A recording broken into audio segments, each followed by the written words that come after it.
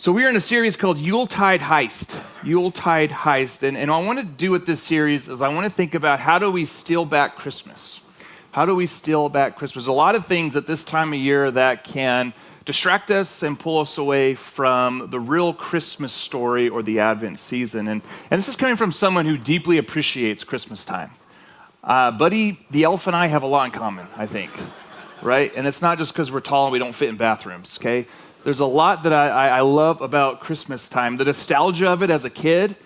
Oh man, I remember standing in the church nativity scenes. Did you guys ever do that growing up? Or you church kids, did you have to stand completely still and just stare at this doll in the manger for like 20 minutes, like me? I remember doing that. One of my favorite, I guess it's more my mom's favorite Christmas story about me is, do you guys remember going to the mall? Remember malls?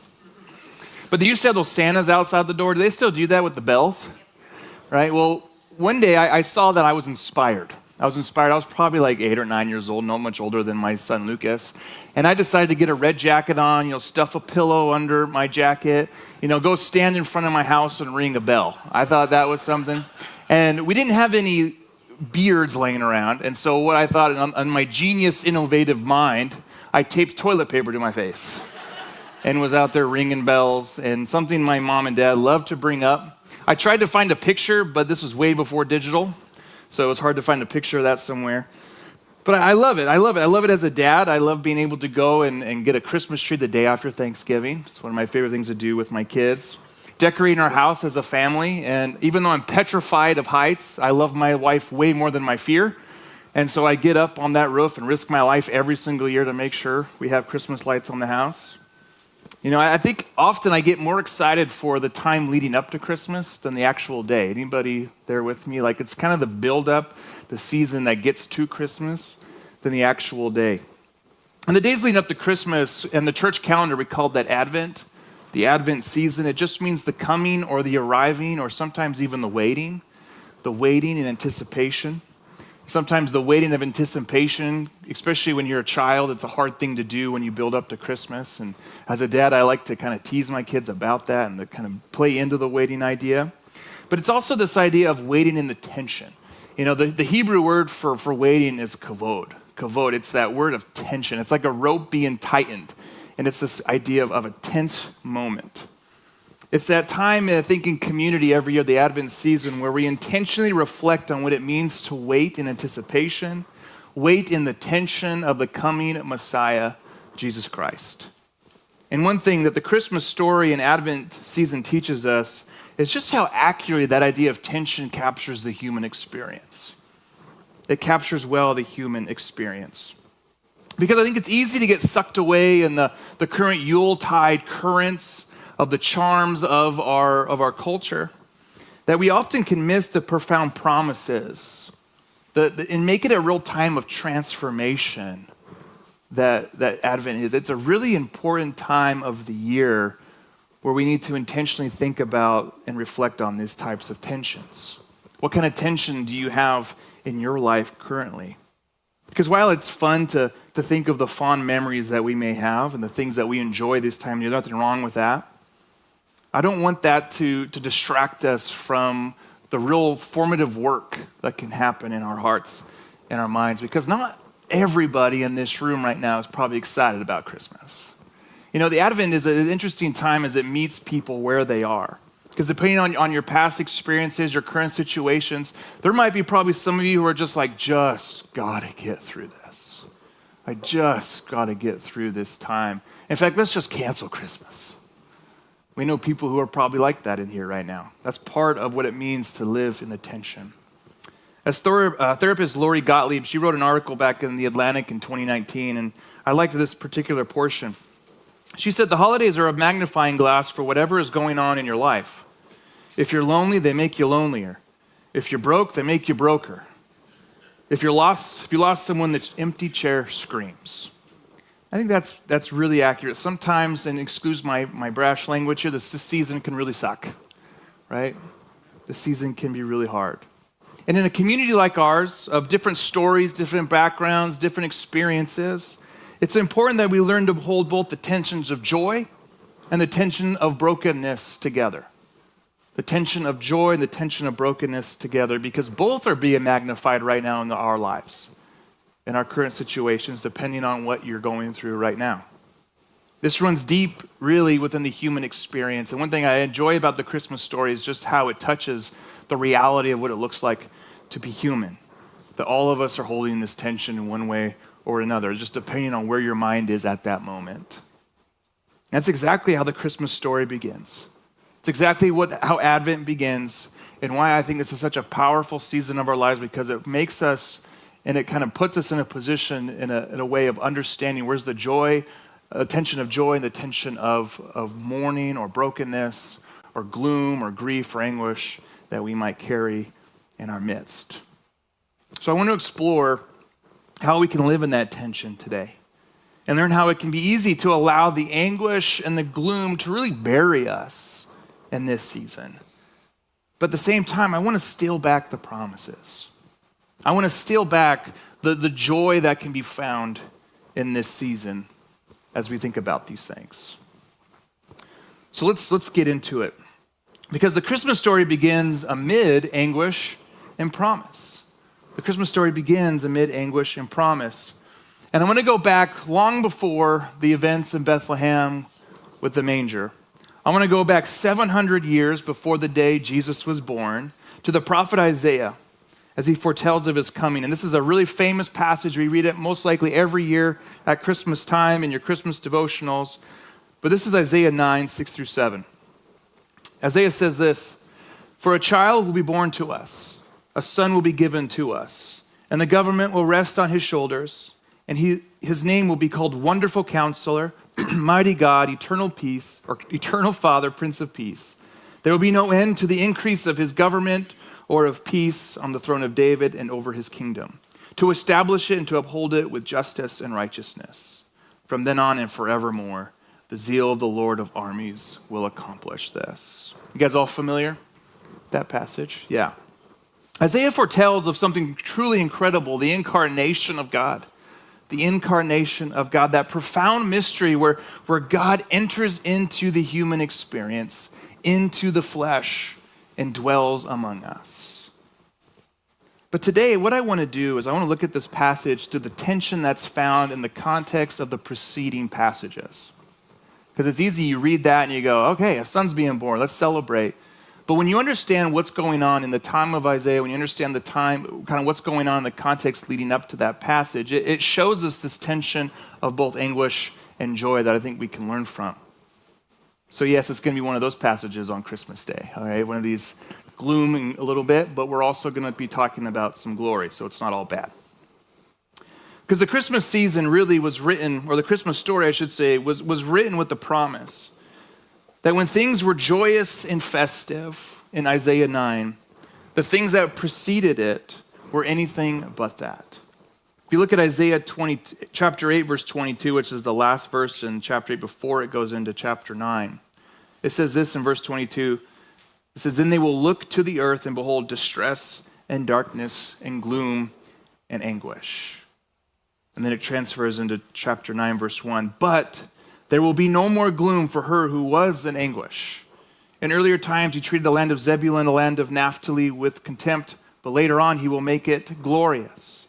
By the way of the sea, on the other side of the Jordan, Galilee of the Gentiles." So what I want to look at today is how the Lord brings us from gloom into glory. From gloom into glory. So let's look at the historical context of what Isaiah is talking about here. In Isaiah chapter 8, he's foretelling of the fall of the northern kingdom of Israel. During this time, Israel was split into two kingdoms. You had northern kingdom, Israel, the southern kingdom, Judea down here below. Right? So you had these two kind of rival kingdoms of the same tribe. And Zebulun and Naphtali are two tribes that are in the northern part near the Sea of Galilee. So it's thinking of this northern kingdom located around the Sea of Galilee. And what we read about the situation and issues within that particular world was they refused to really trust God, but instead practice to things like political power schemes, like let's trust in these foreign powers to protect us rather than the God who's promised to protect us. They turn to occult practices as we're thinking like Baal worship, injustice, oppression of the poor. These are things that Isaiah is calling out and saying, because of these things, darkness is looming. Anguish is coming. Please change the way you do things. Isaiah is warning them of this coming gloom that's in chapter 8. And in fact, if you really think about it, they were already living in darkness. They are just going to reap the consequences of this darkness. But what they were really doing, and what Isaiah is trying to get them to see, is that they were refusing to recognize it because life seems so good. This is what both Jeremiah and Isaiah are talking about in their messages to that particular people, is that everything is not good, but you keep saying it is. You keep pretending everything's okay, but it's not. As the prophet Jeremiah would say in Jeremiah 6:14, he says the leaders do this. The leaders, they dress the wound of my people as though it were not serious. Peace, peace, they say, when there is no peace. What Jeremiah is saying here is that the priests and leaders would tell everyone, hey, guys, everything's fine. It's fine. God is so pleased with us. You should have peace and security. He's so happy with us right now. We do all the right things. We're going to be okay. We have this powerful ally. It's going to be fine. What they didn't realize yet was that their carotid artery had been severed. And the leaders were like, here's a Band-Aid. It's fine. Everything's fine. You're going to be okay. It was just a matter of time before the nation just bled out. Israel didn't want to face the gloom. And it would lead to terrible consequences in their lives. The story is the Assyrians would eventually come down and the northern kingdom would get completely wiped off the map. The tension of Christmas, I think, begins with recognizing the gloom in our lives. The tension of Christmas begins with recognizing the gloom in our lives.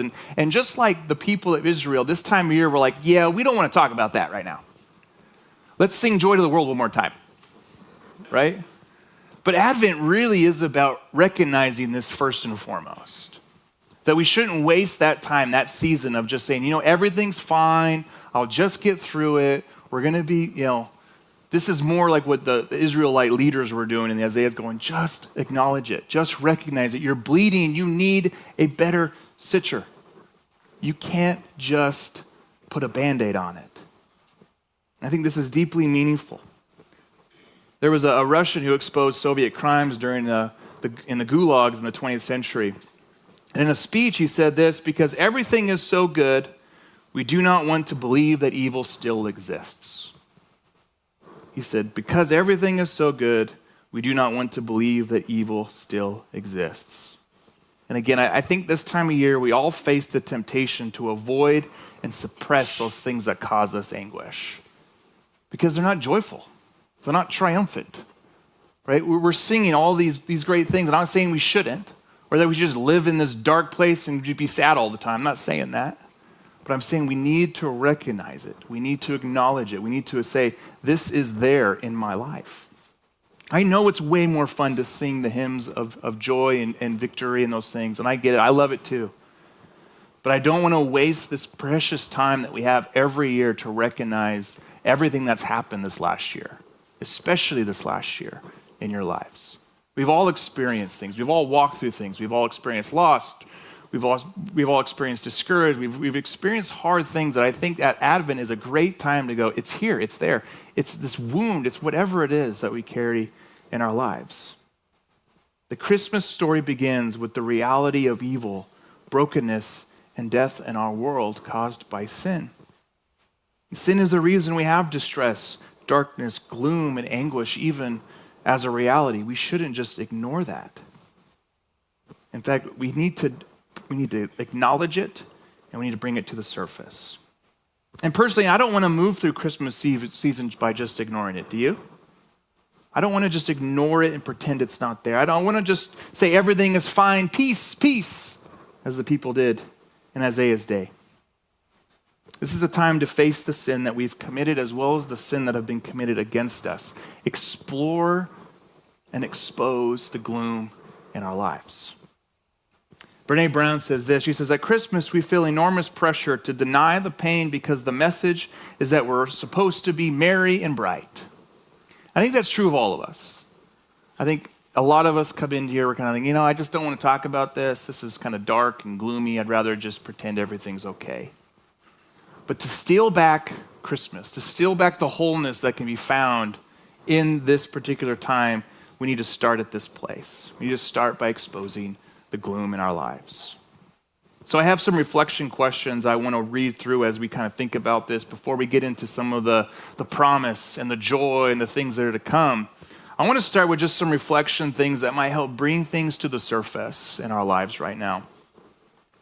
One of the questions I want you to think about is, what is drawing you away from your relationship with the Lord? Pain, anguish, darkness, gloom, those are real things that can really push us away from God. We get disillusioned, get discouraged, especially if someone who maybe hurt us was a Christian or someone who was affiliated with some picture of Jesus that we have in our minds. Maybe there's unhealthy relationships that we're like, man, when I'm in this relationship, I just feel so far away from God. I think we've all been in relationships like that where you don't feel yourself getting closer to God, you feel yourself slipping further away. What is there someone you need to forgive or to ask for forgiveness from? Who's that person that comes to your mind and you're like, man, I really need to talk to that person. I really need to have a conversation about something that happened with that person. Maybe there's shame of things you've committed, things that you have done. And don't confuse guilt with shame. Guilt is yeah, I did this, but shame says I am this. Okay, shame is where you're like, I am the issues that I have made. We need to rip that out because you are not the consequences of your decisions. You face the consequences of your decisions, but they are not your identity. So we're things that come into the surface that are drawing you away from the relationship with the Lord. What has happened this year that has left you isolated, discouraged, and heartbroken? And this could take some time. You may need to kind of remember these, write them down, go home this week, and just think about these. There's probably been events that have left you isolated, discouraged, and heartbroken that you've never really dealt with, that you're just kind of pushing down, avoiding to talk about because it's not fun, and I get that. What are those things that give you anxiety and insecurity? What are those things that when they come up, you get nervous? Maybe you break out in shingles like I did a month ago, right? What are those things that are just, boy, I'm so insecure in this area, or I'm so anxious when this topic comes up? Those are three questions I want you to ponder as we begin this conversation, this journey into what it looks like to steal back Christmas, what it means to steal back the wholeness that can be found through this season. Once you've had time to think about that, I want you to find a trusted friend, someone you could go maybe have coffee with, dinner with. Maybe go find a group that you feel safe, that you can talk in and have community with. Set up a time with one of your pastors who are here. There's 4 of us that you can sit down and talk with. What are the things that you need in order to see how you can get those things exposed? Lay them out on the table as it is. Like lay it out. Say, this is the things that I am really buried in right now. The shadow of anguish, distress is heavy right now, and I don't know what to do with it.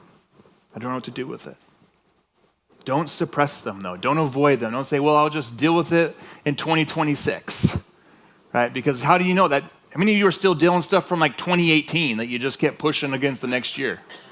You're like, it just doesn't seem to go away, and this is just a part of my life. I think the Advent season, this beginning of the Christmas story, 700 years before the manger, tells us it's okay to not be okay. It's okay that we are living in a reality where sin is very real and is a reality in our life. And God's like, this is not how I designed my creation to be, but it's the reality that we live in based off of our own decisions. I don't want Christmas to be stolen away from an opportunity for us to be healed just because we feel like, yeah, not right now, I'm not going to deal with it. Isaiah tells us this story begins in darkness. But the good news is that darkness does not overcome the light. The darkness does not overcome the light. So while we may be living in a place of anguish, distress, wherever you might be personally. The glory that is to be had is revealed in Jesus. If you go on to the next verse in chapter 9, verse 2, it says this: the people who walk in darkness will see a great light. Those who live in a dark land, the light will shine on them. The people who walk in darkness. You know, I think darkness in our cultural setting is often portrayed as something to be afraid of. You know, who remembers that show from like the 90s, Are You Afraid of the Dark? Right? There's a few of us. Good. And I ran out of the room anytime that show came on. I was like, see ya, right? And I think what we're seeing with Isaiah is darkness is a reality that you will walk in. We all feel the consequences of sin. We all feel by the sin we've committed as well as the sin that's been committed against us. But it's those people who recognize the darkness who actually get to appreciate the light. And that's the thing. A lot of times we try to avoid darkness as much as possible, but darkness is inevitable, right? Darkness is inevitable, but what we can do is we can appreciate the light in the darkness. That those who are in a dark land, that they have a hope that says the light will shine on them. You have to first recognize the darkness if you're ever going to appreciate the light. And it's the people who recognize and experience the gloom and anguish who will see the breakthrough of light because their hearts yearn for it. Like when you sit and you reflect on the things that have happened to you in your life over the past year, and you reflect, those things are brought to the surface, and it's not always fun, but there is a yearning in your heart to say, I want this to be gone. I don't want to feel this way anymore. I don't want to experience the things that I've experienced anymore. There's a yearning for our hearts to see those things exposed so they can be dealt with. That breakthrough is glory revealed in the yearning for Jesus, our Lord, the Christ. If you look at Matthew 4, 12 through 17, it says this: when Jesus heard that John had been put in prison, he withdrew to Galilee. Leaving Nazareth, he went and lived in Capernaum, which was by the lake in the area of Zebulun and Naphtali. Sound familiar? To fulfill what was said through the prophet Isaiah, land of Zebulun, land of Naphtali, the way of the sea beyond the Jordan, Galilee of the Gentiles. The people living in darkness have seen a great light. On those living in the land of the shadow of death, a light has dawned. From that time on, Jesus began to preach, repent, for the kingdom of heaven has come near. Jesus is that promised light. In a culture of post-enlightenment, we tend to think of theory and philosophy as this kind of light that we pursue. Whether if we just think the right way, we'll be fine. How many of you agree that this is a big thing in our culture? If we just think the right way, we'll be fine. But the Bible teaches us that light is actually embodied within a person. That light is a person, the person of Christ. Okay? A person to be followed, not just the ideals to be believed. Right? Because you can hold to the moral teachings of Jesus and never know who he is, right? The Pharisees were great examples of this. They didn't necessarily hold to the moral teachings of Jesus, but they would have believed a lot of the same things he did. But they didn't follow Jesus. You can be a great religious person and do all the right things on paper and never know who he is, and that should scare us just a little bit. Do we know who he is? Do we see his reflection in our lives as we see a transformation happening, of a formation happening within our lives? Jesus even says this in John 8:12. He says, I am the light of the world. Not, hey, what I'm teaching is the light of the world. He says, no, I am the light of the world. Whoever follows me will never walk in darkness, but will have the light of life.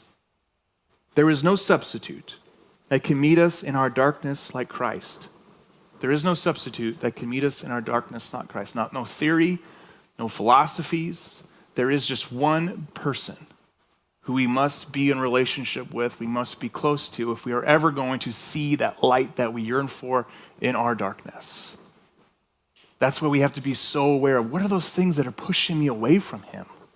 What are those things that are drawing my eyes away from him? What are those things that are making it difficult for me to get close to him? And how do we remove those things in this Advent season? How do we get over the obstacles with the Lord to say, how do I get closer to you in this? In my gloom, how do I get closer, not pushed further away. But Christmas, it tends to try to be a good substitute, doesn't it? Christmas can try to be a good substitute for this light. I think our idea of consumerism becomes a bright promise of fulfillment, right? Consumerism. Black Friday shopping, Amazon wish list, find that perfect gift, and maybe that'll give you that joy, love, and significance that can be purchased. And again, I'm not saying I'm against those things. I literally do all those things. But I'm just saying, is that what you're trying to find your joy and your love and your meaning and your closeness to? Are they bringing you closer to Jesus when you get that fancy new thing? Or about 2 weeks to 3 weeks, are you kind of like, all right, that was fun. Now I'm back to my same old ways. While we get temporary lifts from gifts, it's true, it doesn't take long for that prior anguish to get back in. It doesn't take long for that prior anguish to get back in. Many of us will have a great morning on that Christmas day and we'll celebrate, but how many of us will still be late at night scrolling on our phones, desiring other things? I think many of us are like that, including myself. You cannot purchase your way out of darkness. Okay, you cannot purchase your way out of darkness. What about the sentimental holiday magic? This is one of my favorites. Sentimental holiday magic as a way of light in our darkness. My family and I, we just did the whole North Pole cruise at Coeur d'Alene. It was pretty cool. If you guys have ever done it, it's pretty fun. There's a lot of holiday magic in that. Right? You got like pyro dragons and things. It's pretty cool. But is that the kind of thing that will bring a light in our darkness? Twinkle lights, snow, Hallmark movies. Anybody? Hallmark movies? Right? The spirit. Bob, we know you watch Hallmark movies, don't? This is a place of truth. But these things become the source of our wonder and warmth, right? And then again, nothing wrong with watching these things, right? Nothing wrong with enjoying Christmas lights and holiday movies, okay? But is that your source of wonder and warmth? Well, fun and beautiful, I think they can be detached from the actual light that we find in our darkness. It's just another way to kind of cover up and avoid some of those things. It's kind of the idea of I'm going to be extremely anguished, but I'm still going to laugh at Christmas movies. Right? There's this kind of tension that we see in those things, but it doesn't lead to lasting transformation. And as theologians will call it, it's Christmas without a cross. It's Christmas without a cross. It's a cozy therapeutic feeling that never really demands change, right? Like watching Clark Griswold for the 800th time does not change your life, right? It doesn't demand a change in your life. It's just a way of kind of feeling good in that moment. Again, true light and true meaning and true transformation and a real opportunity we all have in this season is that we move closer to the light in our darkness. That the true light is moving closer to Jesus. That it pushes us into a deeper relationship with him. If Jesus was a candle sitting in the corner of a dark room, I think all of us would kind of gravitate to that particular candle because it's how we can see our perspectives. Right? You gravitate to the light because you want to be able to see what's around you. Right? We naturally want to see in order to understand our world around us properly. In the same way, if you want to see true and lasting change, to where your gloom is moved into a place of glory, move closer to Christ this Christmas and watch what happens. As you expose your gloom, as you think about it, as you reflect on those things that have happened to you or the things that you've done, as you move closer to Jesus with that gloom, what you'll see is he begins to take those stories of your gloom and he brings about a heavier weight of his life in your life. And that's glorious. The glory is not just I'm over it and I don't think about it anymore and it's all, all fun and dandy. That's the Hallmark movie version of gloom to glory. Gloom to glory is I went to Jesus with my gloom and he met me there. He met me there and he exposed it with light. And he exposed it that this is not always going to be the thing that defines me. This is not going to be this heavy boulder that I carry every season. but that it's a way that he met me and he transformed me and he worked with me and he gave me perspective and he ministered to me and he put people in my life to help me walk through it, and that is glorious. When you think about that gloom and your first thought is Jesus. Jesus met me there and it was glorious. That is what he does. He meets us and is closest to us when we are brokenhearted. Don't be afraid of a broken heart. Don't avoid and suppress a broken heart. That's his finest work. His finest work will be in your gloom, and you'll see it as a glory with him. Don't go into this year without spending considerable time at the feet of Jesus. This is how Advent begins.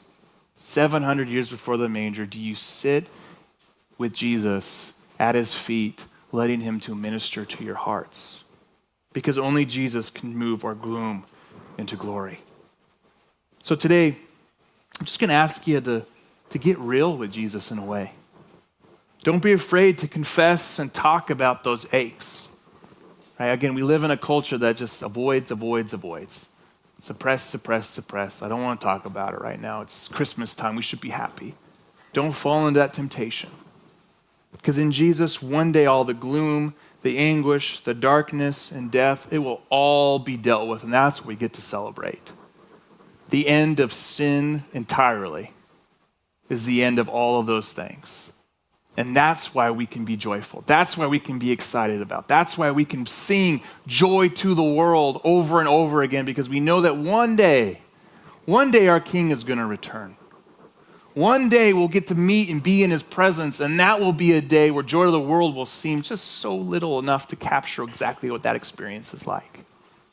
That is what our hearts long for. That is what excites us about this time of year, as we're celebrating not only this reality of the human experience, but we're also looking at, wow, one day this experience is going to be completely different.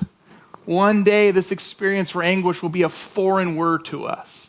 Gloom will have no touch on us whatsoever.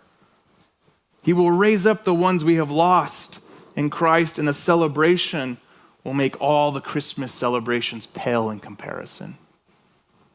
It'll be like Christmas every single day, that's what I'm saying. It's going to be an amazing time, and that's what we celebrate. So I want to ask you, invite him to meet you in your gloom.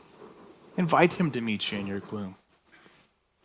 Invite others to meet you in there as well. We need each other.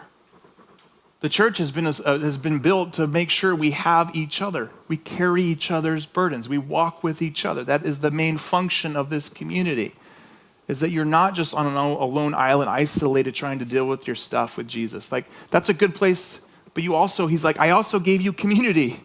I also gave you people sitting next to you in your rows to say, hey, I need to talk to somebody about these things. Be vulnerable. And I know that's a hard thing to ask for people. I get it. I often don't like being vulnerable. I get it. But it's so important. Be vulnerable. Be authentic. Be real. Put away the fake smiles for a little bit. Save those for family gatherings later. Okay? Put away the fake smiles. It's time to find real and meaningful healing this month. Real and meaningful transformation.